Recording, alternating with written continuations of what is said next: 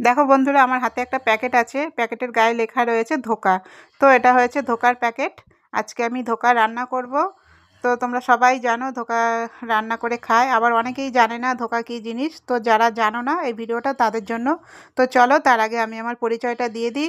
নমস্কার বন্ধুরা, আমি অর্চনা দেব। চলে এসেছি আবারও একটা নতুন রান্নার রেসিপি নিয়ে। তো আজকে আমি রান্না করব ধোকা। তো তার জন্য দেখো, আমি কড়াইতে জল ফুটিয়ে নিয়েছি আর খানিকটা জল নামিয়ে রেখেছি। এখানে আমি দিয়ে দিয়েছি ধোকাগুলো। আর এবার দিয়ে দিয়েছি নুন আর হলুদ আর সামান্য চিনি। এবার আমি ভালোভাবে এই ধোকার পাউডারটাকে মিশিয়ে নেব। তোমরাও চাইলে পরে এইভাবে করে রান্না করতে পারো। তো জলটা আমার মতো আগে একটু নামিয়ে নেবে, কেননা একেবারে বেশি জল দিলে এটা পাতলা হয়ে যাবে, তো হবে না। তো এটা একদম শক্ত টাইপের করে মাখতে হবে ওই গরম জল দিয়ে। তো যাই হোক, দেখো আমি একটা থালার মধ্যে তেল মাখিয়ে রেখেছিলাম। তারপরে ধোকাটাকে খুন্তি দিয়ে চেপে চেপে থালার মধ্যে ছড়িয়ে দিয়ে বেশ খানিকক্ষণ রেখে দিয়েছিলাম। খানিকক্ষণ পরে এসে আমি পিস পিস করে বরফি সাইজে কেটে নিয়েছি। তো এবার চলো এগুলোকে আমি রান্না করে নিই।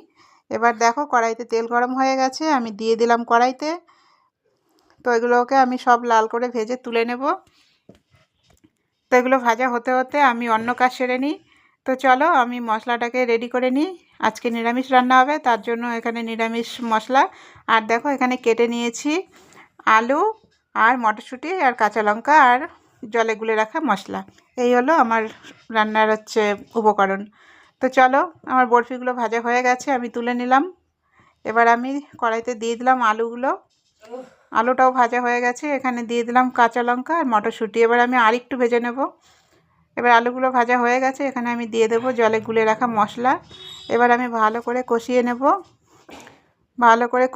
যতক্ষণ মশলার গায়ের থেকে তেল না ছাড়বে।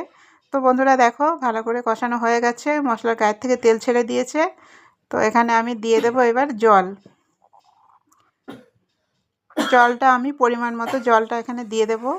তো আমি আবারও ভালোভাবে নাড়াচাড়া করে এটাকে ঢাকা দিয়ে রাখবো। তো চলো, এটা হতে থাকুক, আমি অন্য কাজ সেরে আসি। তো বন্ধুরা, আমি আবারও চলে আসলাম। দেখো, আমার রান্নাটা প্রায় হয়ে এসেছে, দেখো কত সুন্দর ফুটছে। তো এখন আমি এখানে দিয়ে দেব সেই ধোকাগুলো। এবার ভালো করে নাড়া দিয়ে, হালকা হাতে নাড়াচাড়া দিয়ে আমি আবারও এটাকে থালা দিয়ে ঢাকা দিয়ে রাখবো। তো বন্ধুরা, তোমরা কে কোথা থেকে দেখছো অবশ্যই কমেন্টে জানিও। তো আমি আবারও চলে আসলাম আমার রান্নায় ফিরে। তো দেখো, রান্নাটা হয়ে গেছে। আমি নামানোর আগে এখানে অ্যাড করে দিলাম একটু মিষ্টি।